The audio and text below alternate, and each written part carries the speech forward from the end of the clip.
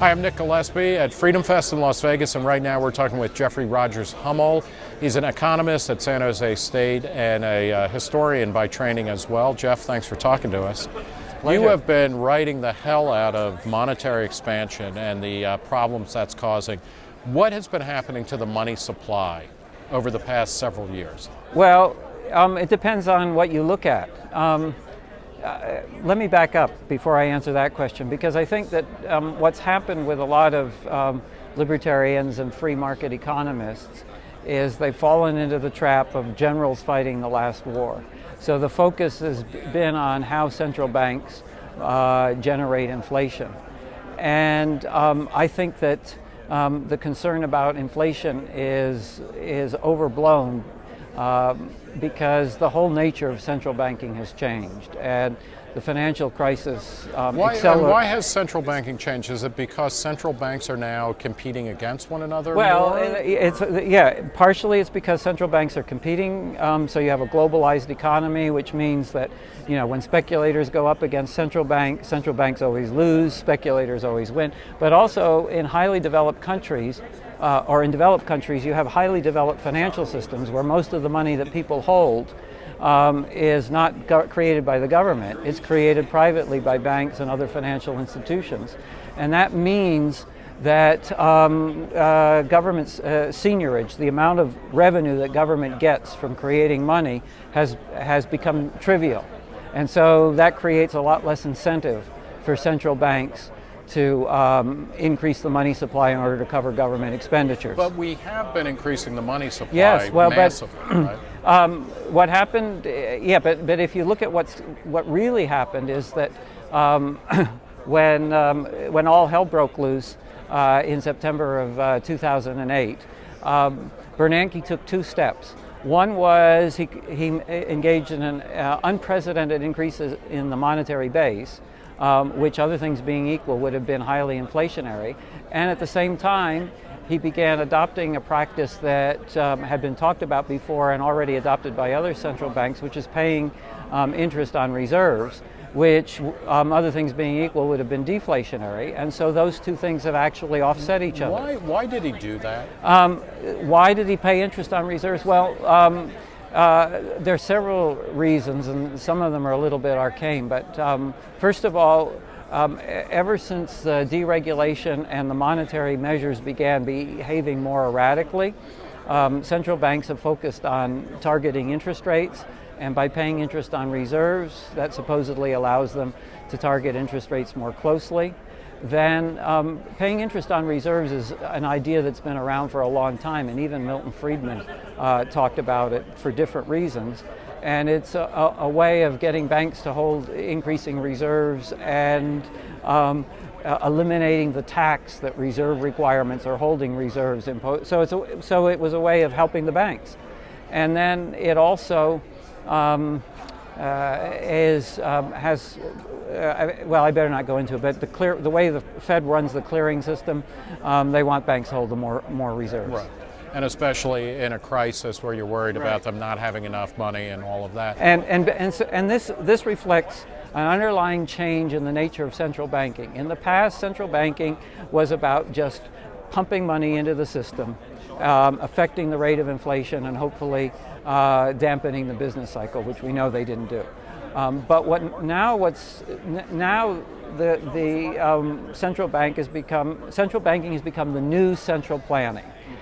Central banks are now interested in controlling interest rates, controlling the structure of interest rates, and controlling the allocation of credit. And if you look at the asset side of the Fed's balance sheet, all of the new assets that they've acquired, the fact that they're engaging in this Operation Twist where they're trying to affect the yield on different maturities of Treasury securities, shows that they're trying to influence and they're also borrowing on the liability side.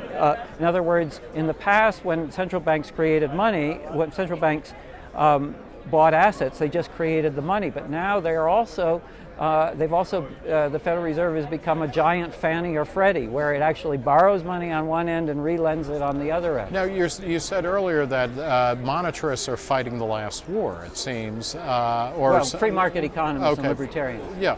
And so is this the twilight of, we know Keynes is wrong, but is it that Milton Friedman and monetarist theory in general is no longer applicable to the world that we're in? No, actually, I would say the opposite. Milton Friedman won the debate among macroeconomists about the source of inflation. In other words, in macroeconomics, you have the business cycle, economic growth, and sustained inflation as the three big problems. And on sustained inflation, the Keynesians won't even admit that they ever denied that money was the source of sustained inflation. So that debate has been so thoroughly won that Bernanke is very committed to preventing both deflation and significantly high inflation. So it really reflects the victory on that particular issue of the monetarists. Now on the business cycle, there's no consensus among macroeconomists whatsoever. And in fact, the recent financial crisis has sort of brought back all of the old debates that occurred during the Keynes versus the classics period of it. Well, let's get a little Austrian on this. Is it that the business cycle was never properly understood by earlier forms of economics apart from the Austrians? Well, my take on this, which some Austrian economists are not going to be happy with, is that all theories of the business cycle are wrong. And that's why there's no consensus in the profession. When I teach intermediate and graduate macro, I give over half a dozen different business cycle theories, and most of them get at least one variable going in the wrong direction in terms of a stylized picture of the business cycle. So there are weaknesses in all the theories. I think Austrian business cycle theory has some insights, but I also think it has some weaknesses. And therefore, it's a phenomenon that nobody at this point understands perfectly. We know a lot more than we used to, but nobody understands it perfectly. We'll get to fiscal policy in a second, but in terms of monetary policy, what should be the next step if we want to not hammer the economy flatter than it's been? I think we need to get rid of the Federal Reserve. Okay. and privatize the monetary system. Yeah. Is that a and I don't want to say because it hasn't been done, it shouldn't even be discussed in the past, but is that a viable option, either politically or metaphysically?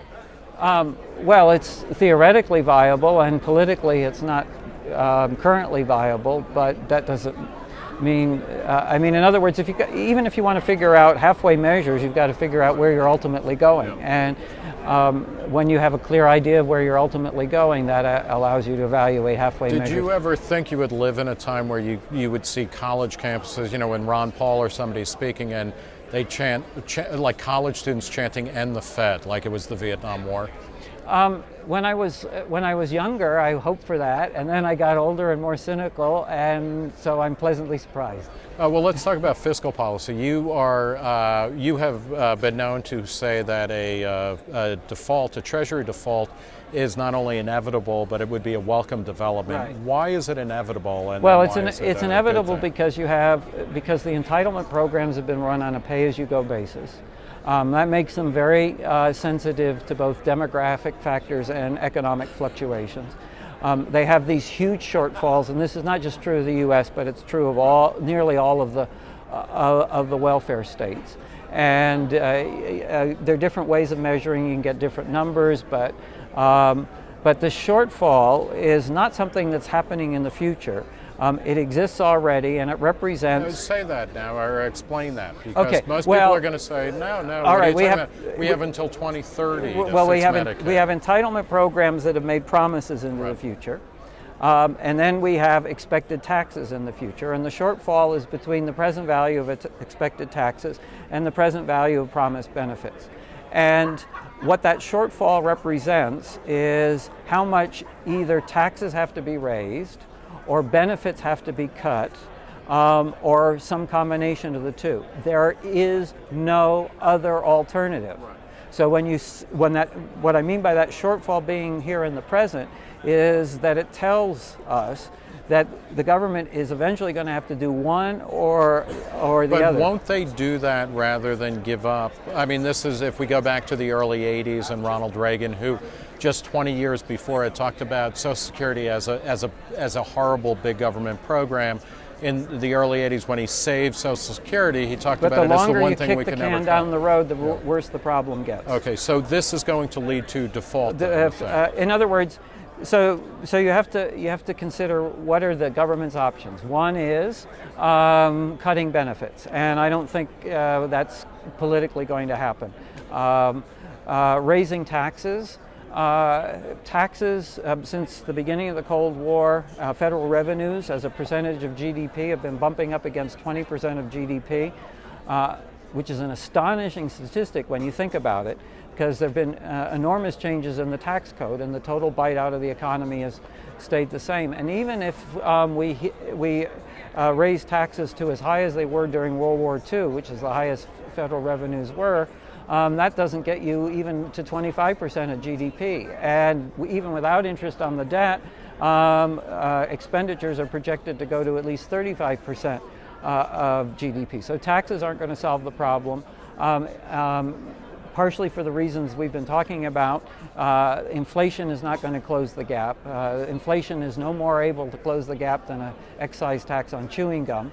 And the result is that at some point, holders of Treasury securities are going to recognize that these unfunded liabilities are going to affect the fiscal capabilities of the government, and then you have the same situation that happened to Greece happening to the U.S., where you have a rapid shift from a high confidence environment. And we won't either won't be able to we'll pay a massive interest premium on our well, interest rates will go up, which will make things worse. So things will move very fast. It'll be like the collapse of the Soviet Union. Well, this is the joke of that, and nobody ever sees an interest. You know, it's like jumping out of a window on the 30th floor, and everybody's like, you know, an interest problem. It's fine until you hit the floor, and then suddenly it's over. Why would it be a good thing? In the short run, it's going to be painful, but in the long run, it'll be a good thing because, first of all, government debt and these entitlement programs represent future tax liabilities, and a repudiation of government debt means the elimination of future tax liabilities, and I think that's a desirable outcome. Also, because that would, I mean, it's like a bankruptcy or a liquidation where we get to start over. Right, we get to start off, but also it means that you may also see, as government securities fall in value, you may also see, depending on how correctly people anticipate their future tax liabilities, the rise in the value of private assets, including human capital, which will offset the losses with respect to treasuries. The second reason it's desirable is because it's almost a balanced budget amendment with teeth. Unfortunately, that's not completely true, because governments, when they default, often can go back and borrow more, but at least it makes it more difficult for them to do so. And the final reason is I think this represents the Achilles heel of the welfare state. In other words, nearly all the welfare states are facing this kind of fiscal crisis. And I think that once this fiscal crisis plays out, the welfare state will end up being as much a figment of the past as the command economy. And the only really important question is what will replace it. What would be your option? What would be your preference to replace it? A laissez-faire economy. Right. And a night watchman state? Or is even that too muscular for you? A night watchman state is a modest step in the right direction. Yeah. Okay. Well, I want to thank you, Jeffrey Rogers Hummel of San Jose State, the Independent Institute, for talking with Reason TV. I'm Nick Gillespie.